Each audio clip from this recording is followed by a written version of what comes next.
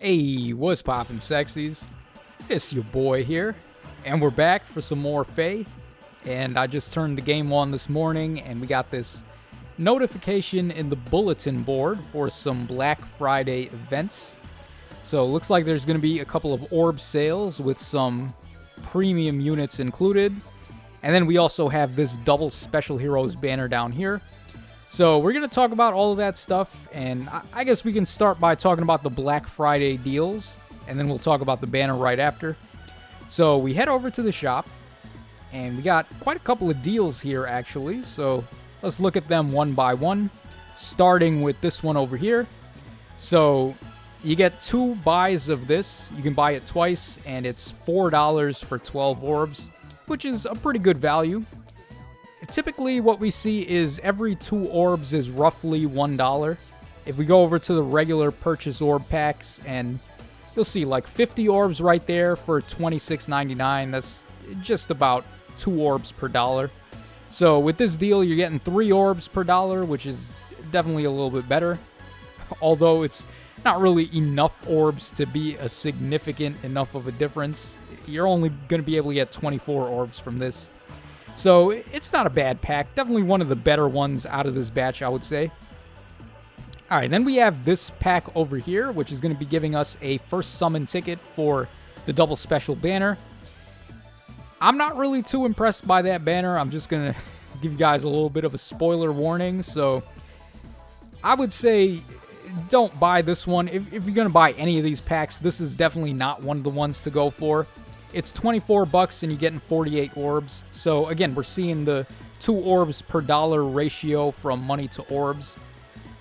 Not really ideal. If you're going to spend money on the game already, then and you're just going to buy out all the packs, then I don't really see why not, because you're getting the orbs and you're getting the bonus throw-ins. But for people that are light spenders or free-to-play or whatever, definitely don't go for this one, at least, because I'm not too impressed by this one.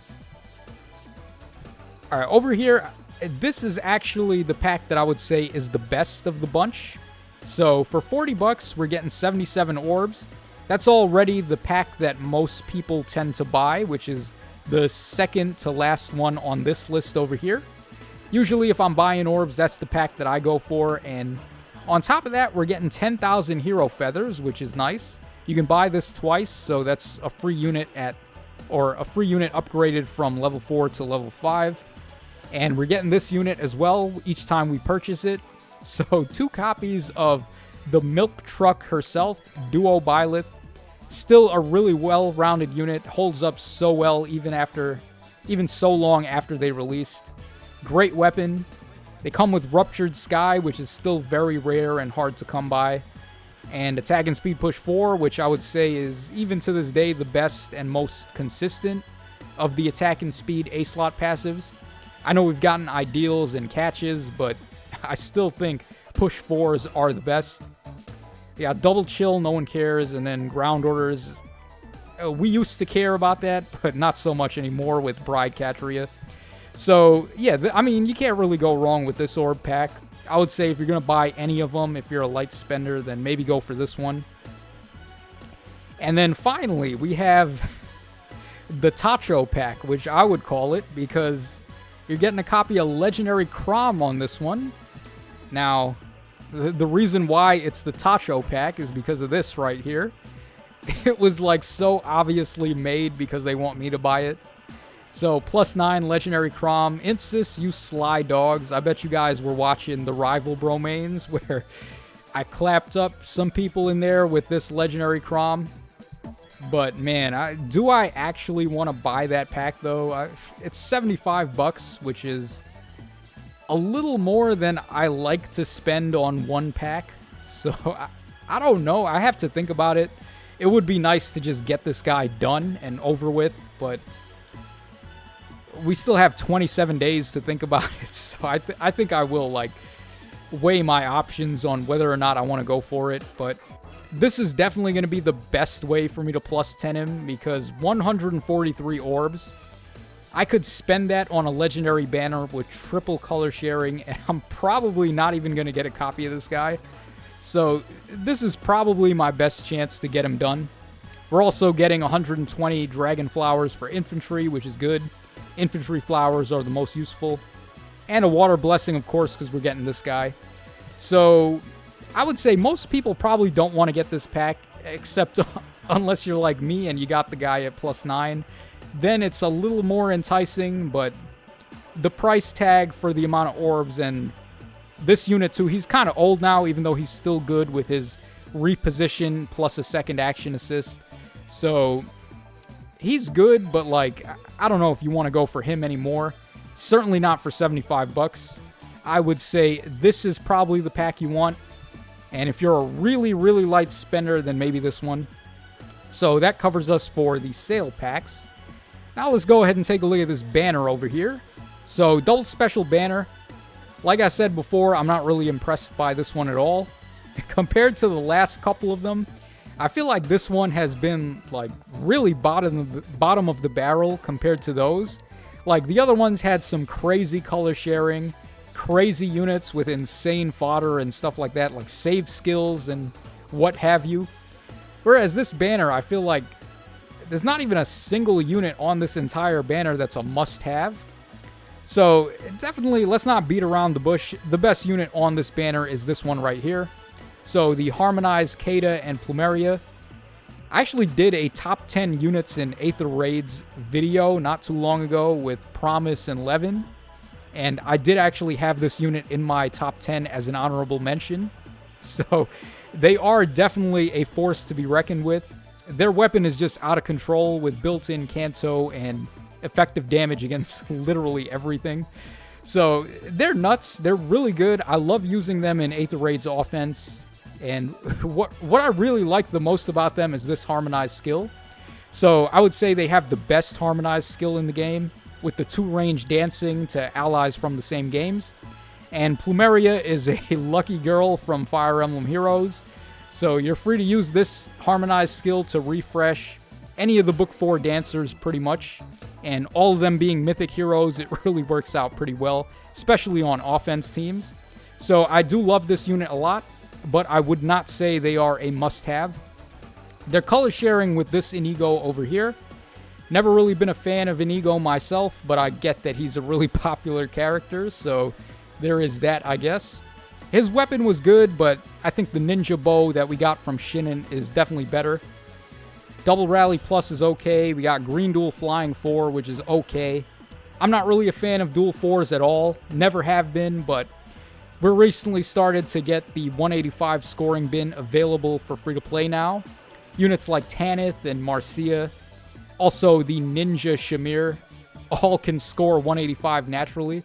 So these skills, I don't really see too much value in them anymore. And he does have Attack and Speed Raid 3, which is nice, but he's not really up to par with a unit like this one. So green loses points because of that. Now, interestingly enough, I think this is probably the best unit on the banner you can actually summon. Even though he's nowhere near as good as Kata, obviously. The amount of fodder this guy has is like actually out of control. He has the best inheritable staff in the entire game. Very good for that flying Nana that we got from the Grail shop. So if you're trying to build her, this is probably the weapon you want to give her. He has Return, which is the best healing assist. Reposition plus healing, you can't go wrong. And then on top of that, he's got Odd Recovery as well. One of the more staple skills for Aether Raids. So yeah, this guy is really valuable to summon for. But unfortunately, he's color sharing with Vika. And while Vika is actually one of my favorite Lagoos from Radiant Dawn, I'm not really a fan of her in Fire Emblem Heroes. They basically want you to play her as a sabotage bot, which has never been my playstyle personally. And she's got a big res stat to be able to do that. But I'm not really a fan of that, so not really my type of unit. She is a 4-star though, so you could get her a +10. And I have actually seen some people make some pretty good use out of her at +10. But again, like I said, not really my cup of tea, so I wouldn't really recommend it. Alright, next up, I think we got to talk about red, which is the next interesting color here. So we got Duo Erica and Duo Ephraim. They were really good when they came out, but just another example of how power creep has affected the game. The infantry sword units now just run circles around these two. We have Brave Ulm with his refine, Legendary Marth with his remix, and the Brave Marth as well, who I think is just a straight up better version of this unit. Marth basically has all of their effects, except he's got even more with built-in Vantage, a personal special, and like all other sorts of craziness. Yeah, so I can't really recommend summoning for this unit anymore. Their duo skill grants dodge, but it's not really a big deal, to be honest. Also, they can't even use it with duo's hindrance, so they're not too ideal for Aether Raids anymore. And they're color sharing with Severa over here, who is another fan favorite from Awakening, like Inigo was.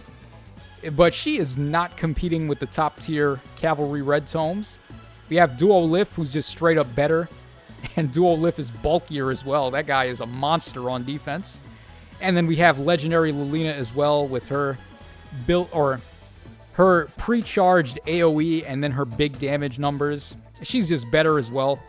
Even though this unit here has potential to do a brave attack, you gotta jump through all these hoops to do it. Whereas you might as well just run Bride Catrio with Duo Lif or Legendary Lilina instead and just get the brave attack that way. So I'm not really a fan. Fodder-wise, she has lull, speed, and res, which is okay, but yeah, this is a skip for me from red. And finally, on blue, we've got Baby Leon, who I have at +9. He's okay. He's not like the worst. He's a decent merge project if you want a tanky mage. But the problem is, he's not really top tier capable. If you run him on Aether Raid's offense, don't expect him to tank an entire team, especially not when they're coming at you with big threats. So just be aware of that. He's good, but he has his limitations. And then we have Ash over here, who is actually pretty solid. I can't really say anything bad about him. His weapon is good if you're fighting a melee-type opponent. Gives him a pretty big stat swing. I think it's like a +9 to attack, speed, and defense stat swing, which is nuts. And then he does come with a built-in trace skill, which is nice for Kanto. Kanto is definitely the best skill to come out of Book 4. Or Book 5, rather. My bad, guys. Book 5. But I think what really sells him is Blue Dual Cavalry 4, which you can use to give to the meme lord Reinhardt and run him in Arena once again if you wanted to. But that's just really a meme at this point. I wouldn't really value that too much. So, unfortunate that I have to have this type of reaction to this double special banner. But that's just how it goes. This one is definitely not as good as the other ones we've gotten lately. So, that's going to wrap us up for this video. Let me know in the comments section down below if you guys are summoning on the banner. Which unit are you going for? Or if you're going to buy any of the sale packs, let me know which one you think you want to go for. Or if you're a whale, you're just going to buy all of them. I don't know. It's up to you. But that's all for this video. So this is your boy Tacho signing out. Thanks so much for watching, guys. And I'll catch y'all again on the flip side.